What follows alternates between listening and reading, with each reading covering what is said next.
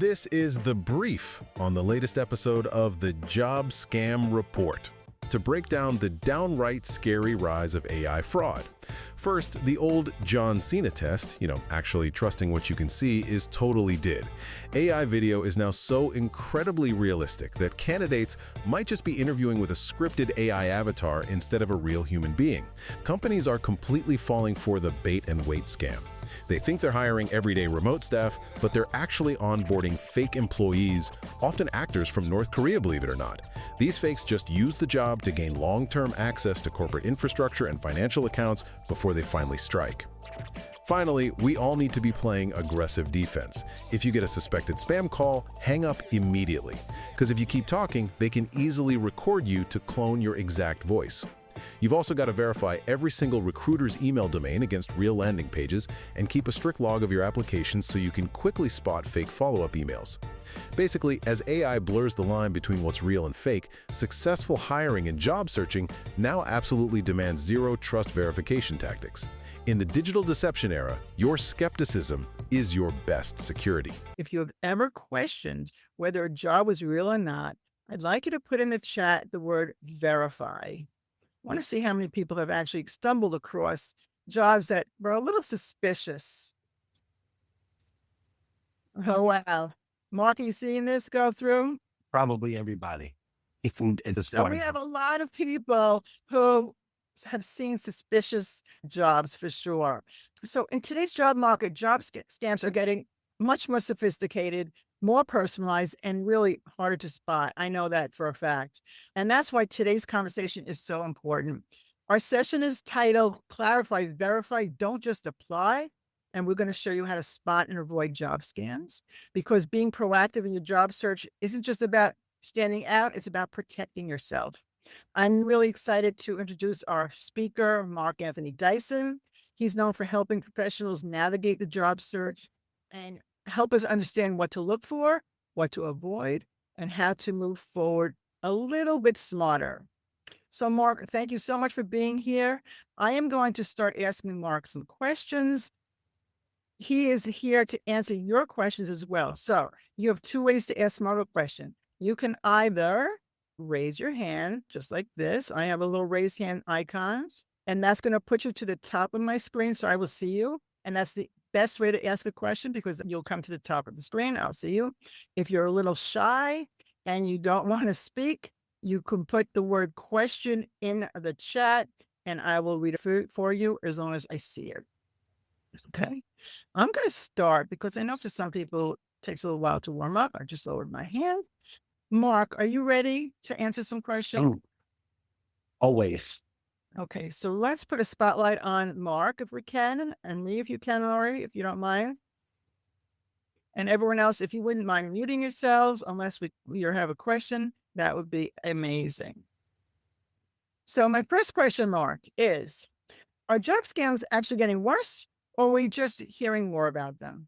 I know I'm hearing about them all the time now. So what are the facts? The facts are that job scams are pandemic. Fortunately, they're not it's not focused on like the wars and potential wars that are going on, but it is a humanity war in the sense that today's technology is being scaled by those who have deviant purposes. So it was not just happening in the US, it's happening across all borders of the world. And if you want a frame of reference, I'll point to LinkedIn's Job Search Safety Pulse 2026. They just published it last month, I believe. And actually, no, last month, May 2026. And we're talking about 8,500. This is the largest so far. Now, there are other little studies that have been done with smaller sample size, but we all feel it if you're on LinkedIn. If you're not on LinkedIn as often, you might be receiving texts and you're feeling it that way, or you're getting the emails, you're feeling that way. So it not just passes the eye test and the ear test, it's also intrusive on our emotional state. we're affected by seeing something that somebody's doing that we don't like.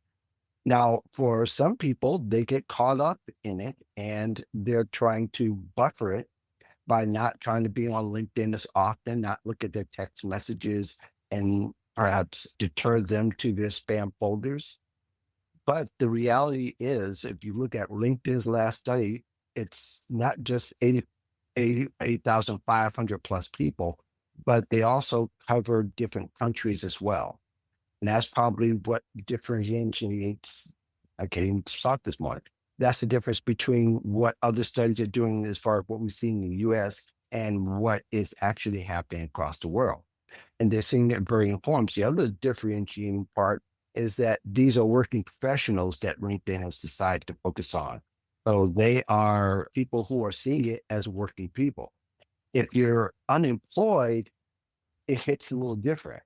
You're more sensitive to, for most people, they're seeing ghost jobs and fake jobs as being similar. And they are by definition, but they're two different outcomes. One is trying to take your money. The other one is take your money and take your information. The other one is just basically taking your information.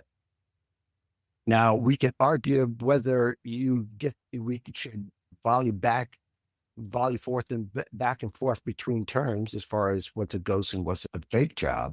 But ultimately, yeah, it's affecting all professionals across the world, particularly if you're on social networks, you're going to see them probably hit a little bit differently than seeing them text, but we're all seeing the text. If you own a business, probably Mindy, you've probably seen a bunch too that seem a little alluring, and we're probably seeing it different on the entrepreneur side. We're saying we can give your business $500,000 today if you qualify.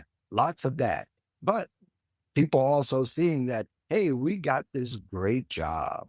It reminds me of the back in the 2000s where spams and scams were everywhere when we first got on the web, that people can say, hey, if you press this button, you can go here to all this great fortune. And that's not particularly the case, but it is the illusion. And the same illusions is being built out now in front of us, to our phones, to us personally. Yeah, absolutely. What is the most convincing job scam that you've seen lately that even smart professionals could fall for? The ones that are most convincing are the deepfake videos right now. Since the technology has been made available in the past couple of years, when Google came out with VO, that was their way of saying, hey, this is what the future looks like. And it was very dramatic and it was over the top video, but it was very hard to notice that it was all AI generated.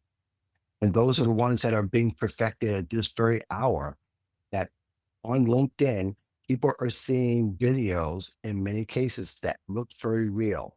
And the subtle signs, almost a hairline fracture between what's normal and what's not normal. So instead of looking for the video that's going in and out and the characters look fake and they look unnatural, that the AI generated now is looking very real. And you have to look for the very subtle side. But right now, those are the ones that are getting caught. And I think what's happening and what I'm seeing and hearing about, mostly hearing about, is people going to interviews with these AI generated video avatars. Now, that's been happening for the last few years, but these look like a real person as opposed to caricature. So I think people will have to realize that they're not just coming under the old guise of things that are fractured within the video. Now you've got to look for more subtle things. Look at the eyes blink, the natural hand movement, the nodding of the head, as opposed to looking at, is the audio going in and out? Are they moving funny? They're not moving away from the desk. Those are things that have changed. So I think that's the most scariest one right now that I'm seeing almost on a regular basis. And you, like I said, you don't have to look very far on LinkedIn to see some of those that even people who can afford to make the AI generated at scale, you can see that there's a difference between where they used to be as opposed to the way they are now. And they're doing that instead of putting their face on it. I think that's something that's going to be in the future, not too far in the future, though. Everybody's going to start to use AI avatars of themselves in videos, and it's going to look very real. Most people won't realize that it's fake for a long time to come. Yeah, very convincing, right? Yeah, very convincing, very real. And like there's a hairline fracture of a difference at this particular point. Wow. So what are the first red flags that job seekers should be aware of before they ever hit apply? What do we want people to be looking out for?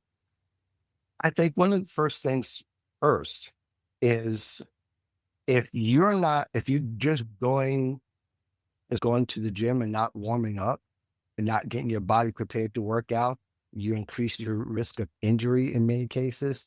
It's the same thing with today's job search. If you're not being prepared, you're not preparing to job search, it could be a hard time for you.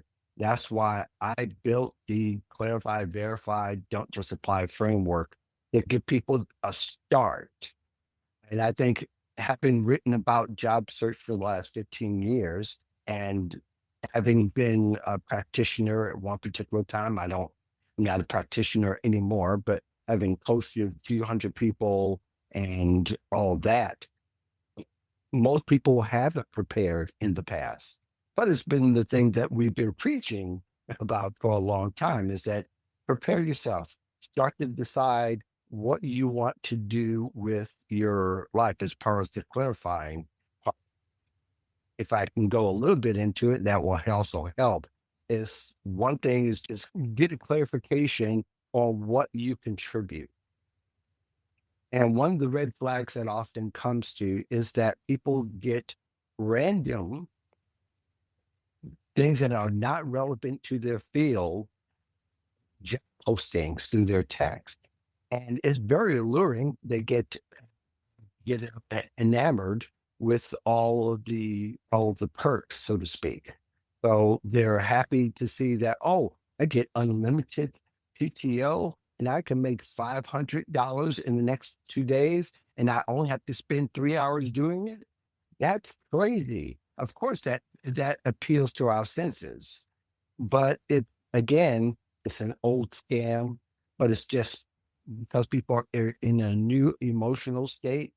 You might feel what I call sad, stress, anxiety, depression about, and that's take off of the psychological ad that people are often diagnosed with mental health, but that's the beginning of something detrimental to your job search. If you're not clear your job search and your goals and what you will go after and what you won't go after, then it's going to be harder for you to navigate it. So I would say if people are seeing the red flags, then it's emotionally appealing first. It appeals to the senses. And that should come up more of a red flag than it does something that will ultimately save you. So if it sounds too good to be true, it's probably not true. And that's a cliche now. And that's the basis of it. But you have to have the bandwidth to note that almost immediately. And we could sit here and list all the red flags. We could sit here and list, you're not going to get a random text, right? For a real job. You're just not going to get one where it's going to give you all that you can eat, PTO, flexible time, and great salary, and be able to you can write your own check in, so to speak. Those aren't real. And 99.9% of those, I would stop looking for.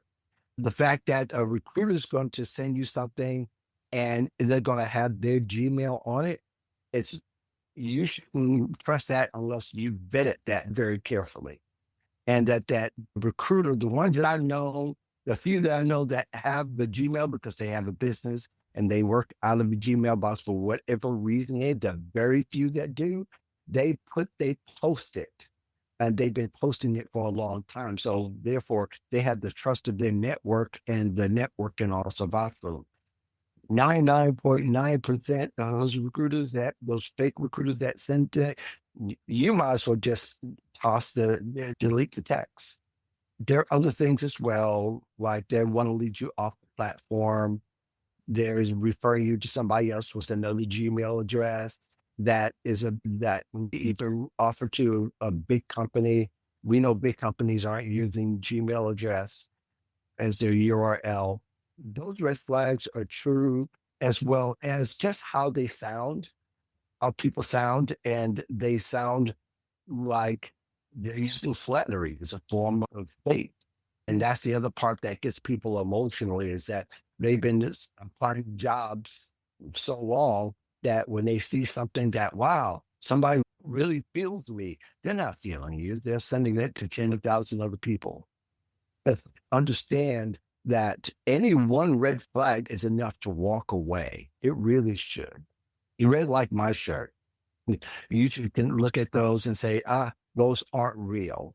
But it ultimately, the other C is, like I said, in clarify, is contributing is, it's not saying what I contribute, what in my profile doesn't show what I will contribute. They just say that you're a great fit.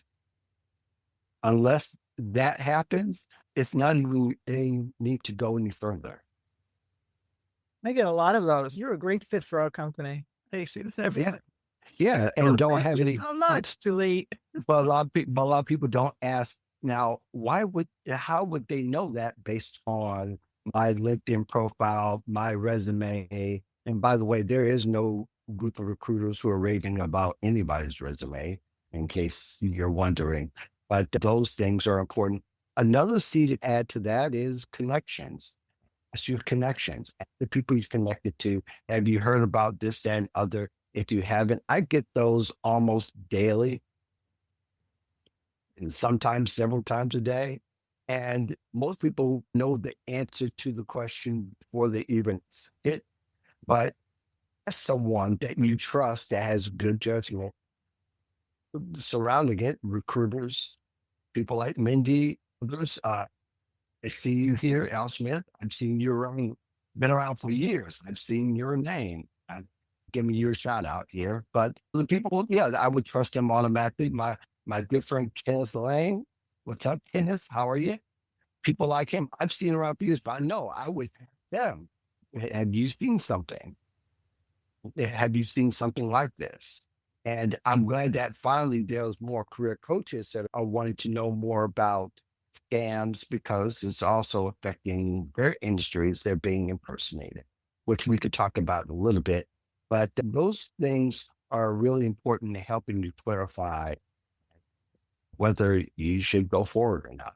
But if you're clearing your career goals, first and foremost, you won't be tempted by these offers because you know it doesn't make any sense, especially if you're deep into your industry, you've taken jobs in your industry for many years, those opportunities just don't exist. I want to talk about the scamming of other people in a moment, but we have a question from Nikki Andrews, so I don't want to miss that, because as the chat is scrolling, it might go out of my vision. Nikki, do you want to unmute and ask the question yourself, or would you prefer I ask the question for you? I can ask it. I'm in tech, so I see a lot of recruiting companies that may or may not be real. And I've recently started seeing AI recruiters. So how do I know an AI recruiter is from a legitimate company or from one of these fake companies that just popped up overnight? Great question. Let me simplify it. Once you debunk either or both the recruiter and the company, then disqualify yourself. Even if it might be a real company, but they have scammy behavior, why would you want to work with them anyway? So I think once you start researching a recruiter, you look at LinkedIn profile. One simple thing you could do to vet and say, hey, let me connect with you on LinkedIn. Now, I will put an asterisk by that and say that there's some profiles that have been abandoned over the years, and they might just be coming back, but there are also those that are stolen. So the next step would be try to look at the company, go to the company website, see if they have the same job posted. Most of the scammers know the game to put the caveat in saying that, oh, this is a special direct hire. We're doing a special process. Nobody's not doing that kind of a special process. If they're posting it in a way to thousands of other people, now you wouldn't know that individually, but again, you want to vet both. And that's the verification part of the verify, is that you need to verify and you want to vet. You've got to do some research. Now, if you're doing research beforehand, as far as what companies you would like to go after, it would be half the battle. Again, you're starting out in the research mode. You're starting out in the clarifying mode of what companies that you would go after, not the ones that will come after you. Now, I'm not saying don't be open to a recruiter, but again, you verify the recruiter, verify the company, try to verify both. But if one is fake, there's no evidence. Smoking has put it in one of their articles recently, and there's no proof of life showing that this person's a real person, then it's time to go. Abort mission. Does that help? Yes, thank you. Okay, all right. And I go deeper on my Substack on verifying fake recruiters, and throughout the past couple of years, there's about 150 articles that with cast videos, etc. I go deeper in on it. But yeah, you're looking for signs of a real person, especially if you can look at their comments. Another great quick way to look at the comments. If their comments are showing the same comments with the same email address being put out there, which means you have to go to their profile, and there's nothing wrong with that, then you see the same pattern, then you know you can abort because they're AI generated. So, Mark, I want to touch on, you mentioned the stolen profiles, and I know Kenneth Lang is going to be speaking to us in September. Like, I haven't created the promo yet, but September 15th, Kenneth Lang is going to talk about stolen profiles and lots of those things that we're seeing all around LinkedIn. Can you speak to that a little bit? And taking the names of people who are legit. Virginia Franco, I know, is someone who was stolen recently, right? She's a legitimate resume writer who's been doing it for years and years, but her identity was stolen on LinkedIn. Can you speak a little bit about that? I can speak a lot about it. Just to put it bluntly, and I said this some time ago, myself and my friend Jay Jones, who has been a compadre of mine, a colleague of mine, and is also a co-host with me on the Job Scam Report. If you're a career practitioner or a recruiter, hiring manager, anybody in the career field, you could be either in college career services, but you have an online presence, you're being impersonated. You may not find out now, but soon enough, you are going to be impersonated. It's going to eventually get back to you. And really, honestly, impersonations have been the cornerstone of scams since the beginning of time. Pretending to be somebody else, promising something to someone that doesn't exist. You get their data, you're able to get a little cash for them to hold themselves over. But ultimately, that's what it is. Scams are impersonators. With AI, they're able to impersonate at scale. So one scammer on LinkedIn who's gotten a hold of an abandoned LinkedIn profile, for whatever reason, are able to scale that. It can do many different scams and even create many different profiles. Even if they got caught once, that doesn't abandon the other profiles that are already there. Now, LinkedIn says that they are scrubbing and they've gotten over a little bit over 99%, but it's not 100%. I don't know if they ever get to 100% in getting rid of fake profiles, but they don't just exist on LinkedIn. They're even taking those like a Kenneth Lane or yourself, Mindy, and say, hey, I'm on Fiverr. And people don't know you because you're thinking that you're focused on LinkedIn. You're on Fiverr. And they're promoting their stuff and sending them to an email link that probably a Gmail or Outlook or WhatsApp or whatever. But basically, yeah, they're taking them off the LinkedIn, or they don't go to LinkedIn at all. But people will verify through LinkedIn, but they won't get any deeper on LinkedIn. That's one of the punchlines here. Any of this, I can go so deep into it, and we do on the Job Scam Report podcast in some articles that this is a cornerstone for scammers, that they're also they're impersonating, and now they're able to do it. One scammer can do 100 impersonations of it. Scary. All right. So if we find that we have been scammed, what is our next step? What do you recommend us doing? If they've been scammed to the point of taking money being taken, if you've been robbed, you need to report it to the police. If it's happened online, you need to also report it to the Federal Trade Commission, which is the government body. If it happened on LinkedIn, you also should make it known on LinkedIn. But that's where the work begins. Now you've got to go and, depending upon what information they have, the social security number, you've got to go check that. If they have your work information, you got to let your employer know. So wherever it's happening, that's where you go. There's some deep work that needs to be involved, because scammers are not just doing things, it's not just robbing the house and leaving the neighborhood. They're robbing a house. You don't know quite what's missing yet. And it's called bait and wait, where they may send the bait out. They'll wait.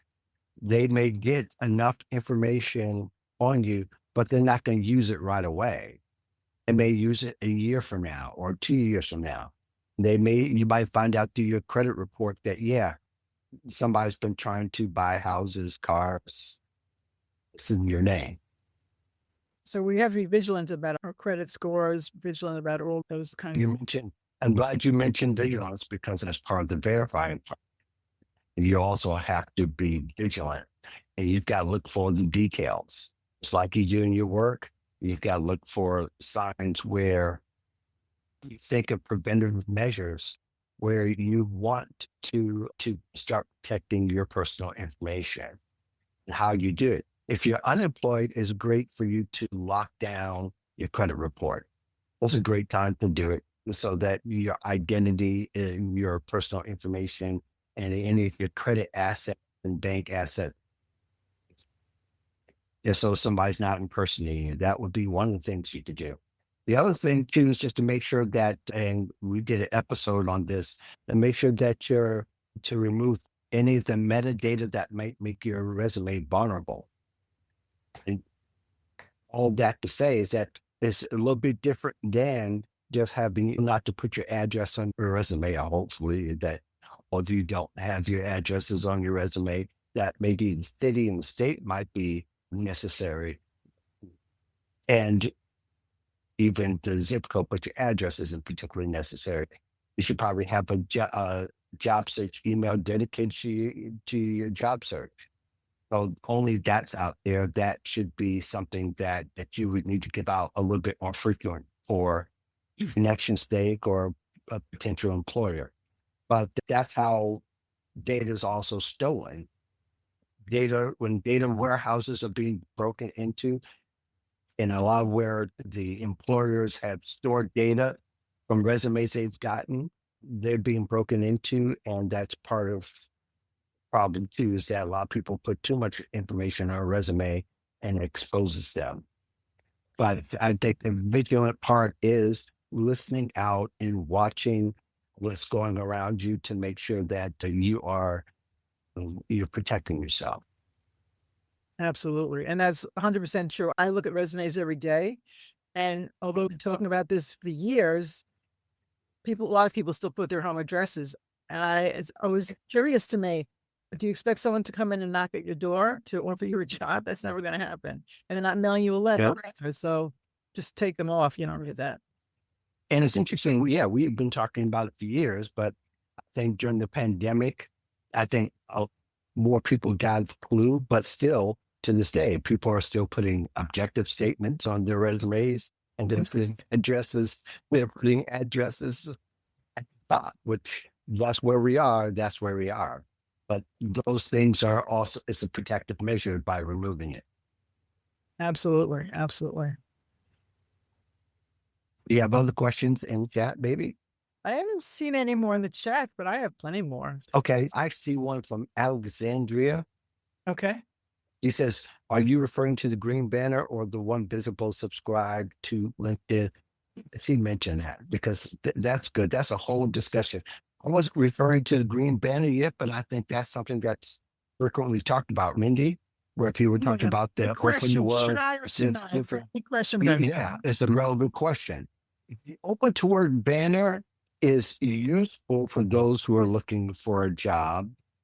In a sense, that's what those who are using the LinkedIn recruiter tool to find candidates, that's how they see who's available. So they'll do a search and do a search, then searching keywords, but particularly they can gather, they can look at it from the lens of who's exactly looking for a job. Now, there's some people who say that the Open to Work is more of a vulnerability, makes you look desperate.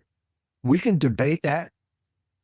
I think we're in a culture that we have to allow for that, but you can set it to invisible, which is another layer of discussion where the invisible as far as set to so only recruiters can see. Part of the problem is that, as I discussed before, is that there are a few abandoned profiles who had the Open tool, had the LinkedIn tool. And should they have been able to bypass the gatekeepers of that tool, they're going to pay for the tool because the ROI is even better. A fake recruiter will pay for the tool and get a hold of it and see people with that back. So I would say the Open to Work banner is a great tool. I think you should make it only visible to recruiters, but at the same time, you still need to be visible. There's no easy way to job search these days without being vigilant, without the verification part of it. And it's going to take you some time, more time than anybody wants to spend, but it's the same. It's like you're looking both ways across the street. We already take that time naturally in our culture, in the world. So it's the same way. Yeah, you've got to verify. So to make that clear, I just want to be sure that everyone's clear on that. The LinkedIn banner, the green Open to Work banner, helps recruiters to find you, right? Because you pop up in their system. This person is open to work. It does open you up to some more vulnerabilities, for sure. But we're telling people they need to be vigilant in any event.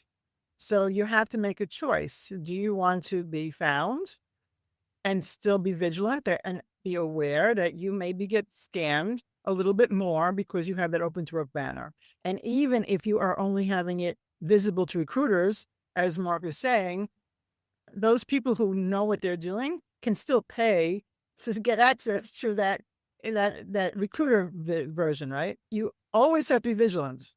And yes, you will probably get more scams if you have the banner on, but if you want to be visible to recruiters, it's part of what we have to do. And I'm going to include in this conversation, it was just a question about the check mark to verify yourself. Helpful? Is it harmful? What do you recommend with that verifying?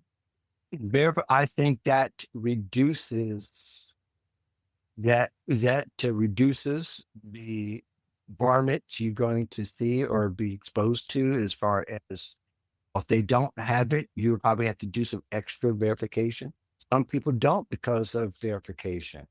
But I would say my personal opinion is if you've done a clear, like for the airports or Clear Plus, but that's supposed to be pretty safe. If LinkedIn used it, in fact, from what I understand, some of their services were using it at one point. They had some different vendors using it for verification. I think it would be great to use a clear like help. There's always going to be somebody who will infiltrate, always be a scammer to infiltrate any verification process because there's going to be a workaround. But it would shrink the pool of varmints, so to speak. And I think that's a better way to think about all of these security measures. There's not going to be ever a foolproof because if we're using technology and they're using technology tools, that doesn't mean that somebody's not a varmint who's a technology guru, expert, user, etc. So we can't bypass that. Okay, I agree that we're just trying to minimize our liability, right, and our risk. I think that's the way people need to look at it. All of this is to minimize. I was listening to a security expert recently, a famous one at that. I won't mention his name because I'm trying to think. The movie was To Catch a Thief. Is a security expert. He's a national security expert. He's retired now. But he said at one point, 98% of bad actors. No, I'm sorry. Flip this around. Bad actors have about 98% of our personal information already before we even see them, or that they've been exposed to. Now, whether they decide to use it or leverage it, we can argue that. And we can't say that which information has been hacked. But a lot of people often put more information out there that just makes it worse. I've seen on LinkedIn and Facebook and other places when I had Facebook that they put their medical history on out there on the socials. Bad idea. Yeah. That's the way to identify you and for us to be impersonated. Putting your family information out there, especially if you have small kids. Now, if you have big kids, it's different. But if you have into small toddler babies, pictures out there, terrible idea. To put your birthday out there, terrible idea. Anniversary, because all that information can be used either for passwords or for the impersonator to identify them with you so they can leverage it to lure a victim. All of that is a bad idea. We don't want to make it any easier. We want to make it a whole lot harder. Exactly. And you bring up a good point about the birthdays. Everyone knows that you can have a lot of people saying happy birthday to you if you put your birthday on LinkedIn. But I have always said that is a very bad idea because it's one more way that people who have bad intentions to identify you. And so I took mine off about 10 years ago. Yeah, I took mine off. But it took 2 years. It might be better now, but it took 2 years for it to just disappear from being seen because people have old emails and calendars that they've downloaded and the birthday appears in their calendars. And I no longer get birthday wishes, which I'm grateful for. Yes, but I think it's one thing to be really okay. Now, if you want to celebrate your birthday, maybe do it 3 or 4 months ago. Say, hey, I grew older this spring. If you don't want to mention anything about your age or your birthday, or if you want to tell your age, I think that's fine. It's the birth date that they would be after. Yeah, absolutely. Absolutely. We only have a few minutes left. Wow. And it's really boring. It's so fast, right? And I only have 30 other questions to ask you. Book it again. My question to our audience is if you have one last question you'd like to post or speak to Mark, this is your opportunity. And Mark, do you have something that you would like to share with our group here and that you want to leave them with so that they walk away with some actionable next step that you want them to take? Yeah. I think the thing that we didn't discuss either is the don't just apply part. I think that's crucial right now is that you're not blindly, if you approach to 100 jobs, think about it. You approach to 100 jobs in 1 month. It's likely that you didn't vet all of those jobs. You didn't verify. You didn't clarify. So those two parts of it are going to make you very vulnerable if you're not clarifying and verifying. Because then, for the most part, you're just applying. And when I say don't just apply, that means without doing the first 2 steps. So if you apply to 100 jobs, just think about, even if it's just 5% of those jobs were fake, they have your personal information. Just think about what I talked about earlier about that one person who has a laptop with possibly 40,000 different names in their database that they can use to scam. And they can work both ways. They can set a scam that will set off 40,000 people, or they can set off 40,000 different pieces to scam one person. So to look at it from that viewpoint, it could be quite scary these days if you're just applying to a bunch of jobs, even if it's just 5% of those jobs that were fake. That's 5 people who have personal information on you that makes you more vulnerable.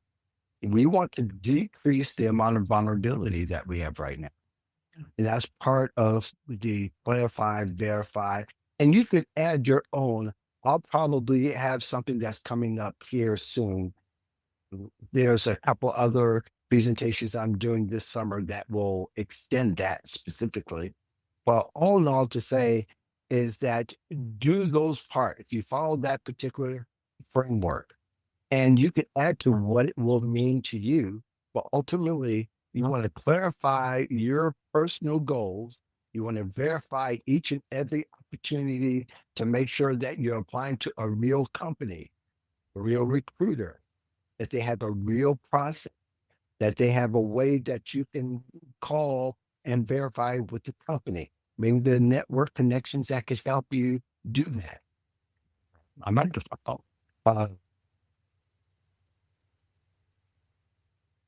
Mark, we can't hear you now. Your microphone got unplugged. We cannot hear you. I think the battery died. that. Yeah, is it my battery's dying? No, now I hear you. I hear you now. But all that is, I can't when hear it you. fell, when it fell, something God. happened. I hear you. But I hope you can hear me. All that. I hear you now. Hey, Mark. Oh, yes, you can hear. I can You hear hear you. me now? Yes. Okay. There is a question from Alexandra that I'd like to take a look at. It's in the chat. And while you're looking at that, I want to put out a challenge to everyone who's on this call. I want you to go out today and look at one opportunity you've been considering. And then run it through the things that you've learned today. And then think about it before you hit apply. So I just want you to consider, with the new lens that Mark has shared with us, if that job is real or not. And Alexandra put an interesting example in the chat. Mark, have you had a chance to take a look at that? I think about the one-offs for 300 people for 60 minutes of your time. How can we confirm if they're legit roles? Okay. Basically, let me look at the example. The details: 60-minute online video consultation, honorarium, $275 for your time. That's interesting. Now, I have some thoughts about that. Let me go down the line and try to tackle them in a very short, concise way. 60-minute online video consultation. You find out what that consultation is. Is that supposed to be an interview? Is that supposed to be something that you're going to help them with? Find that out. It's insight. I'm sorry? It's insights about the work that I have done with former organizations without revealing any proprietary information. Gotcha. I would say that you got to make sure the company is real and the person that reached out to you is real.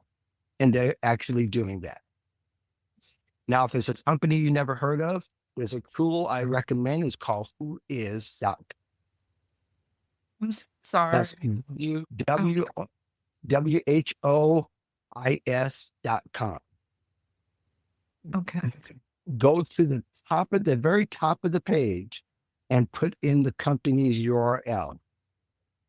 And it will tell you who owns the company and how long they've been existing. If it's just been within the last year or two or shorter, I would say abort mission. Okay. Especially if they're using a big name. They say, yeah, we're offset of Microsoft, but the URL doesn't have Microsoft in it on the other side of Gmail. Yeah. So those things just to start with. So I would vet it as if they're coming into your home, as much as you would have them to work for you. Yeah, I'm sorry. So that's how far I would go to vet it. Now, there are opportunities where $275 is pretty generous, but during the pandemic and a couple of years after, and there's very few companies might be doing it, there were companies that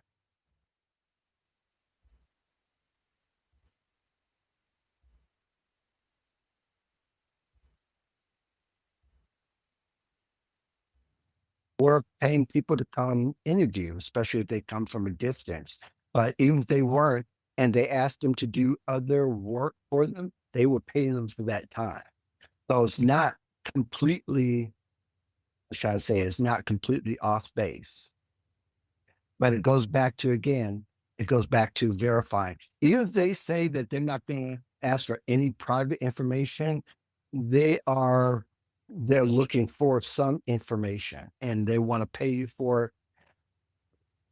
Still, you can get lured into giving some sort of personal identifying information. You still end up giving, even if it's a phone number, email. I wouldn't say don't do it. I would say don't do it without vetting it very closely. And ask your colleagues, have you heard of such? Especially if they're within your industry. They can also help, or they may have heard. Yeah, I'm skeptical because they sent a follow-up link, and for completing the qualifier, it's a link, and I'm skeptical about clicking that link. You should be, because that's scamming behavior to me. Instead of making it, most recruiters I know, they'd be very forthright on saying, this is how you know I'm credible. If they're not offering that as a way, then even if they might be real, but they're practicing scamming behavior, goes back to when I first said, why would you want to deal with that? Why would you want to be involved in that kind of behavior? And I understand some people say it's for the money. Okay, I get it. $275 carries you only so far in the big scheme of things. You know what I mean? Would take that as consideration. And your gut has already told you no. Yeah. My gut, as soon as I saw that thing. Mark, Yeah. it's been so fabulous. And thank you so much for enlightening us. Don't forget to save your chat, everyone, please. And don't forget tomorrow to check out my post, because we're going to have a lot of these nuggets in there. I'm going to grab some of these things. I'm going to resave this post, this chat rather, so that I'm sure I have it. Mark, also, thank you. Whatever you want to put into our post tomorrow, if it's helpful, you want to share some links, we would love to have that, of course. And of course, we'd love to have you back again, maybe in the fall. We'll make something happen. Yeah, it's good. This is only the beginning, believe it or not. We're just scratching the surface. Thank you so much, everyone, for being here. Go out there and be vigilant. Be clear. Make sure you verify before you apply. There's no job that's worth losing your identity for. People are going to lose potentially good opportunities because they've been careful. But if somebody's practicing in a way that's not ethical, then it doesn't make any sense. You said it beautifully. Thank you, Mark. Everyone, thank you so much for being here today, and I hope you'll have a brilliant and safe day.